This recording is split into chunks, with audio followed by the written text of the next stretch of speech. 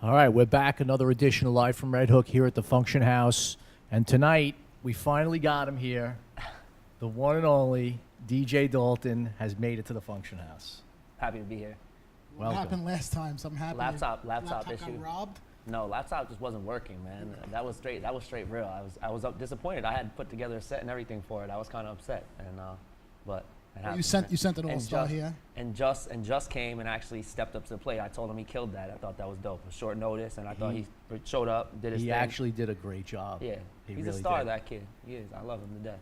Yeah, he did. So what's up, man? Happy to be here, man. Vitale, old friend. I'm happy this is going well for you guys out here, man. This is a really cool thing you guys are doing. Well, you're in New York. We finally got you here. You've been living in Miami, right?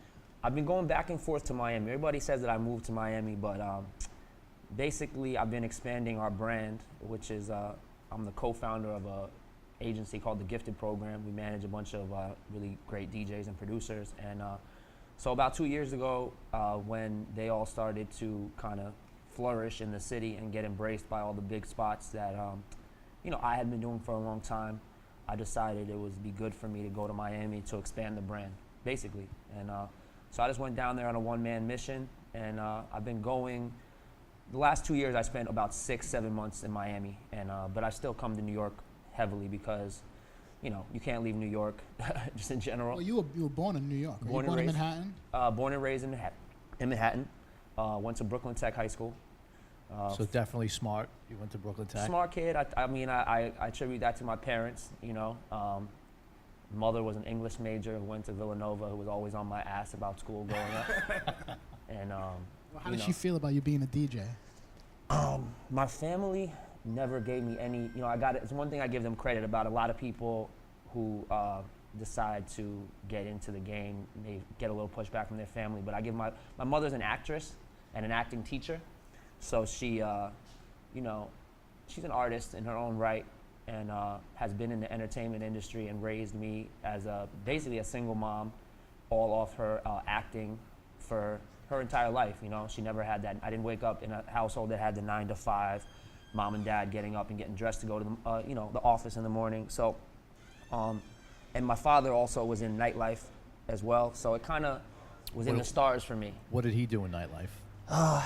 So he originated when I was born. He was my cousin Nick.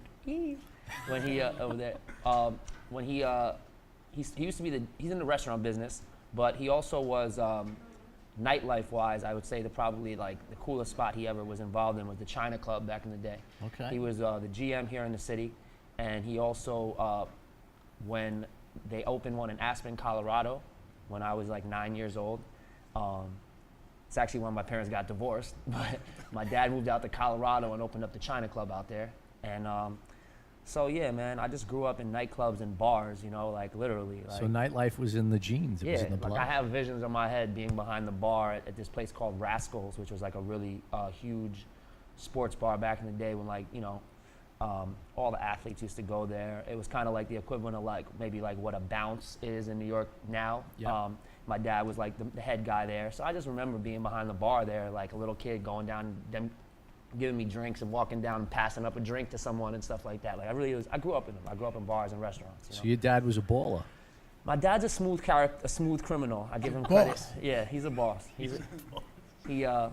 Ladies still tell him that they would leave me for him in a second if they could, basically, because he's that smooth. Just 65 years old. I'm dating him, but yeah. I grew up in nightlife, and my mother was a model and an actress, so they didn't give me pushback when I decided that I had been doing DJing as a hobby for a little bit. And when I told them that I wanted to really do it as a career, they were cool with it, which was cool. I didn't deal with much pushback. It was nice. So talk about the Gifted program. Okay. So how did it start? What made you start it? Okay. And who's down with it? All right, so first off, I'm giving you both gifted hats that I brought. I brought a little merch, So the Gifted... This might mess up my hair. Well, whatever. Just brought them. The Gifted program. So the name comes from, I went to a gifted program growing up at a school called PS6. My cousin who just walked in here, Nick, we actually went to PS 59. And in 3rd grade, my mom took me out of that school, brought me to another school called PS6, which is on the Upper East. And they had a gifted program in it. And basically, the school's known for a lot of artists and musicians and writers coming out of it. Just one of those kind of schools. Yep. And I always, you know, your parents, even more than you, were the ones who would always tell. Like, you'd go to family get-togethers and stuff like that, and the family would be like, yeah, he's in a gifted program. They would drill it into your head. They would, so I, like, even if I wasn't gifted, I was like, I felt like I was because I heard it so much. And it always stuck with me. And, like, I don't know, just as I grew up and, like, started observing guys who I respected, like, you know, the Puff Daddies in the hip hop communities who really had, like, thought about the bigger picture than only themselves. They had, like, they looked at their company and their brand as always the bigger picture over their own personal well-being as an artist or whatever, you know. And so that was kind of like always, just in the back of my head, always was like, I like that. Like, sooner or later, I want to do something with the gifted program. And so when I started doing mixtapes, even before we had, like, legitimized the company, I always just OD'd with, like, the gifted program drops on the mixtape, you know, and, like, nobody really knew exactly what it was, but I always was like, you know, back when you first started making mixtapes and you don't realize you're ODing, you put like 100 drops on the tape, like DJ Dalton, the gifted program, like every song. So I had that, and then basically, you know, 4 years ago, I started DJing crazy and did the circuit in the city for years, and over that time developed a nice crew of young DJs who opened up for me and just were like my guys, you know. And there were lots of times when I was double booked, or yeah, like where they the clubs in the city, like the Butter groups or the Tao groups, needed DJs, and they would hit me up, and I'd be like, yo, I got these guys. And I just saw that they were starting to kill it, you know, and we would get great feedback about them. And How did you start to roll in that scene, though, like getting put onto these places? Who was the first promoter that put you on in New York? Let's take a step back. All right. Talk about the first guy who booked you to play, and where was it? So I don't really know the first promoter, but I would say that the first legit gig that I got was at what was the old Limelight, which had at that point just turned into Avalon. There's a room in that room called the Chapel that I think every DJ knows about. It's like, it was a legendary kind of side room of Limelight where they played hip hop. And so I basically faked it till I made it, basically. Like, I had only been DJing for maybe 2 or 3 years at the time, and definitely was by no means a club killer yet. But I got asked to do it one night, and I was like, sure, I'll do it. And for whatever reason, like, you know, I did my thing that first night, and I ended up landing Saturday nights in the Chapel from at like 17 years old for like 3 or 4 years in a row. I just lined it up. Like, you know, I just ended up holding that residency. Every Saturday? Yeah, every Saturday, me and my boys would just run through it and just, you know. And what was cool about that gig was, you know, it would go till 4, but the main room of Limelight always had somebody really dope out there, you know, from like, at that point it was like Carl Cox, Sasha and Digweed, Oakenfold, Tiesto, like just dope house DJs. So it would be cool, like we'd get to do the normal hip hop set, and at 4 a.m. we'd get off and we'd go to the side room. And I also equate Limelight or Avalon for the first New Year's Eve I ever did there. I always tell, it was like one of the stories that made me like realize how big DJing was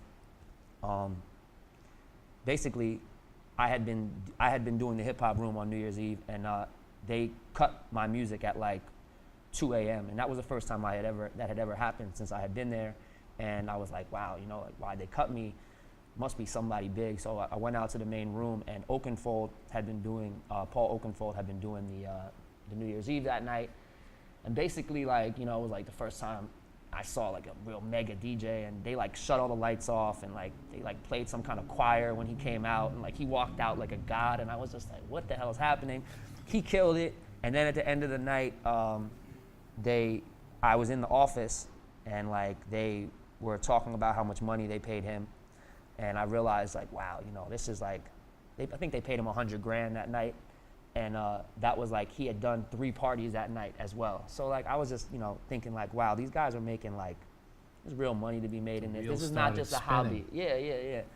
And so Avalon was definitely the first gig. And then that kind of just, man, I did any club you could think of, from little bar to lounge, in New York in the last like 10 years. I did, you know, paying the dues, like, and I liked them all, you know, but I think Avalon was definitely the first one for sure, first real gig. But that's a pretty good first gig, Yeah, if you ask me. I for mean, sure. Especially playing in that room. It was dope. And being able to play there for, 3 years. You know what I find really dope about your whole thing is that you started something to help other DJs. That's really not happening now. Everybody's for self, and Yeah. they look out for their own gigs. But you started the Gifted program to actually help DJs come up, because it's not easy to come up, Yeah. especially in New York City. I agree. I felt coming up that I almost wished, I didn't really have I had a couple guys who I looked up to, but I almost wished that I had more like a mentor, like a real mentor. You know what I mean? I felt like luckily there were so many amazing guys that I was able to observe that, they were kind of like my mentors, whether they wanted to be or not. But I chose to observe them and learn from them. But I definitely started it, and my partner Charlie and I started it. As much as it's a business for us, I think that we both believe in karma and putting good vibes out there and trying to help younger DJs, who wouldn't maybe necessarily have the opportunity to meet. Because in New York, it's really about who you know, and you can be a great DJ, but if you don't get plugged with the right people, you could just never have that opportunity. So be overlooked. Yeah, so we have those relationships, and we try to definitely help out younger cats. We got our boy Armani over there, one of our DJs. We're always looking for young talent to help just get down with the crew, and we look at it like nobody takes anything away from anybody. We all think that we help each other, and if one of us kills it, that means we all kill it, kind of a deal, So what about the difference of DJing here? And so you're sharing time between New York and Miami now. Right. So what's the difference? Like playing in New York, it's very hip hop driven. Yeah. And Miami is maybe not so much hip hop driven, right? What I saw when I first got to Miami was New York, especially the club scene, has become very trap rap oriented, I'd say, and gotten a little bit away from the classic DJ AM type open format, which I think I still really love and I think everybody loves. And so when I went down to Miami, I kind of felt like I was going to carry that New York sound with me, and I saw quickly that yes, the clubs definitely are different. They're the big South Beach clubs are more like a Vegas kind of vibe, just high energy. One of the critiques I got from the owners down there were like, "Yo, man, when you're in Miami, you got to play your BPMs faster." Basically, just because people down there are just they're down there on a weekend. It's like a vacation town. They're not they're just ready to go, and it's you literally just have to play music faster and play it high intensity. I don't want to say why, but I think you guys all could maybe imagine for yourselves why. Yeah. And but then one of the cool things about Miami that I wasn't ready for when I moved there is Wynwood, and I love Wynwood, and I love I DJ at two really cool spots out there. One's called Wood Tavern, and one of them's called Blackbird. And Lumen is the music director at Wood Tavern, and my man Concho. Both of them are sick ass DJs, and on Sundays if I'm off, no question I get in the car and I go out to Wynwood. And what's cool about out there is just old soul music, early 2000 R&B, throwback hip hop stuff, and it's dope. It's nice. It's refreshing, and I feel it's kind of Wynwood. I kind of equate to what's going on out in Williamsburg, sort of the outdoor parties, and definitely not just the opposite of what the club scene. So whatever. So do you like playing out there better than playing in New York City? Nah, man, I'm a diehard New Yorker. If you know about, me and my boys, my cousin Nick's over there, we used to, Yankee games, we would go out and get in fights with Red Sox fans just because we wanted to, because we're real New Yorkers. So I'll never ever say that. You don't sound like you're from New York. You know what? I kind of funny accent. Oh yeah. Oh, okay. No, I like both, and I will say going down there was one of the best moves I ever made, because it made me. Also, Miami has a huge Caribbean and Latin influence, and I actually, one thing I didn't mention about how I started DJing, because I got to shout out my boy Marcos. kid I grew up with who went to PS6 with me at the gifted program. He, at like 14, got turntables, and we would go after school to his house and play reggae and Spanish music. So that's how I started, you know, like, because that was all the records that he had. And we would go do like little quinceañeras and sweet 16s and like Hell's Kitchen in like these like 1-bedroom apartments where like the mom would be there like with a rice on the table, and we'd be like grinding on the wall, making out with girls and like DJing at the same time. And then when I got away from that, unfortunately, because for a while there, now reggae. You had a pretty good future though in that, right? Oh yeah, it was. I mean, I loved it. I was like, there's something to this. You know what I'm saying? And those are the best parties ever. If I could go back to, you know, obviously, I think everybody knows that. Like before you have any inhibitions, but those days were like, So the clubs in New York for a while there were kind of anti-reggaeton and reggae. There was like this like underlying rule, like in the big spots in the city, like they weren't kind of against it for a little bit there. And in these last couple years, reggaeton and everything kind of has reemerged, but it's still in New York, took a while, and I loved going down to Miami that it brought me back to playing a lot of cool Latin music and reggaeton in my set, dance hall. Like I just love playing that shit. So. Well, there was a time when dance hall was like up in center, you know? Yeah, like dudes like, I actually know like dudes like Max Glazer and like really dope house music, dance hall DJs, don't get me wrong, but I'm just talking about in my particular circuit, like the meatpacking clubs and Lower East Side. Those owners were just not on. Now they're cool with it. But there was a second there where like you were literally like scared to play because you might lose your job, kind of a thing. So I like that. I like Miami. To answer the question, I literally love both because they are different in their own right, and I like the balance of being able to do both. Well, it's great that you get to do both. You know? Yeah. I'm sure a lot of people would want that opportunity to do For both. sure. So it's dope that you get to go down there. So how much time do you spend back and forth? Like how does that work? Just basically like I do like, you know, the October to May, I'm down there about 6 weeks, and then I come up here for 2 weeks, and then I'm up here for the majority of the summer. So yeah, I basically did like 6 months, out of each year, the last 2 years, and back and forth in each spot. I just spread it out over the year, and another cool spot I do in Miami that is Hyde Beach Swim Club. The people at the SLS throw a really dope pool party there that I was lucky to become part of, and they've taken good care of me at that, just that company as a whole, SBE, and they actually just started a really cool Sunday night party called Night Swim, which is at the pool there. It's dope, just like an outdoor night, Miami, all-out pool party. So it's cool. That's like the party I get to kind of get my inner, like, you know, my big room stuff off at, kind of still. Sure. So you've been going hard with production. Yep. You know, you're always in the studio. Yep. What are you working on? What have you worked on? What records worked for you? I think my biggest record, which you actually know about, was because we were actually talking at the time, was probably Miami Made Me This Way, which was a dope one. Which had, like, you know, some people know about that one. I was out the other night in the bathroom attending at some spot, like this Caribbean dude was like, Miami Made Me This Way, but that was a cool one. And you know, when I went to school originally for this stuff, I would be more on the hip hop side of things, and then I got into doing the house music releases. I did a bunch of cool remixes. I did some releases with Scram Jones that we put out that were like supported by Diplo and Matt Decent and some stuff like, and not some stuff like that. They were playing it in like our records. And then over the last couple years, I've kind of taken a step back from the dance music stuff, and I've been focusing more on hip hop production. I have a couple records about to come out with Stu Daytona, who is signed to Harry Fraud's label Surf School, and been working with a couple artists who are affiliated with them. I just think that wave is really dope, you know, like to me that they exemplify New York rap music. So yeah, been working with them.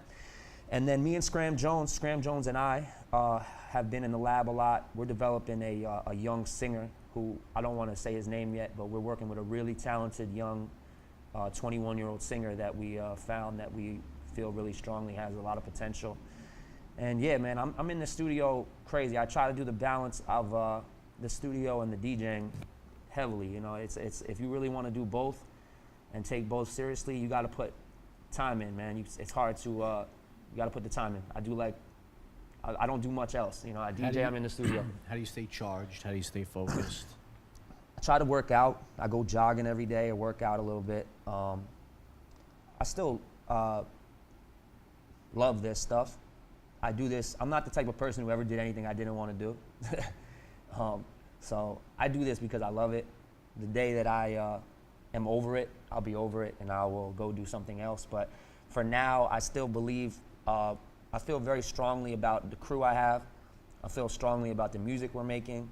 I believe in my abilities as a DJ. So that's kind of how I stay charged. I think I see still growth. Even though I've done this for a while, I still see a lot of growth to come. And it's not hard for me to do this. I wake up every day. I'm thankful to be able to do it, and it's just what I do. It's not work to me. You know, it's like breathing kind of a deal. That's when it becomes easier. Yeah, for sure. I think life is short, and you got to do what you know, follow your dreams kind of thing. You got to put, and in New York, in Miami, there's so many young, talented kids out there trying to gun for your spot. You just gotta stay on it. Otherwise, somebody's gonna come sneak under you and take your spot. You know? So I noticed something. You're playing on CDJs. Yep. How the hell did that happen? All right.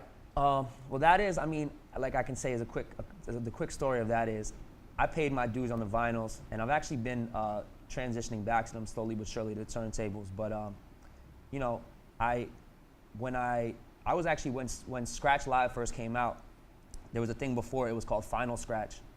I don't know if everybody remembers that, but I bought Final Scratch when it came out and it sucked. So I was like, That evolved into Tractor. and then the whole, you know, I used to be at Rock and Soul. I was like one of those dudes who spent all my lunch money on the vinyls. Like I did the vinyl days, like Avalon. We used to show up to Avalon, 5 crates of records, have to carry them up the stairs, and you know, I did that whole wave. And you know, when I really love dance music as well, and I always have kind of prided myself in being able to play both. And when I was doing the dance music releases with my old age, I was signed to 4 a.m. at the time. You know, they kind of were leaning on me more at like that time to do the transition from the turntables to the CDJs. And I reluctantly, it took me a long time because I was like, nah, turntables. But to me, I'm about comfort and, you know, I made the transition, and now I just have been on CDJs for so long that, for 3 or 4 years now, that it just, I'm comfortable on them. I also, like I mentioned in Miami, they like to play the music fast in Miami, and I like that on CDJs you can really play the music a little faster than you can on turntables. That's one thing. But I definitely understand the culture of the turntable, and their, you know, so I think that I've even shown up to some clubs like out in Atlantic City. I did a gig where, you know, I've seen like they tell me like that 90% of the DJs they get are going back to turntables. So I'm kind of doing the slow transition back, but well, it's not like you don't know how to play on no, turntables, not at so all. You can always make the switch back whenever you have to. For sure. And I personally still love the CDJs. I can say that I remember there was a spot called Table 50, and it was like maybe 8 years ago or something. Mark Ronson and those dudes used to do it, and they had Just Blaze in there as a guest one night, and I saw Just cutting on the CDJs. He was cutting so clean on them. I was just like, damn, you can really cut on CDJs. And so I still feel that way. Some people disagree, you know, but I'm cool on them. I like them for now. I'm making the transition back, I think, though. Anything else, Mike? No, I'm good. Well, thanks for coming down, bro. Appreciate it. You're an old friend, man. I love you, bro. Happy to have you here. Hell yeah. We're going to take a 2-minute break, and we're going to get him up on the decks. Peace. Peace. Is there...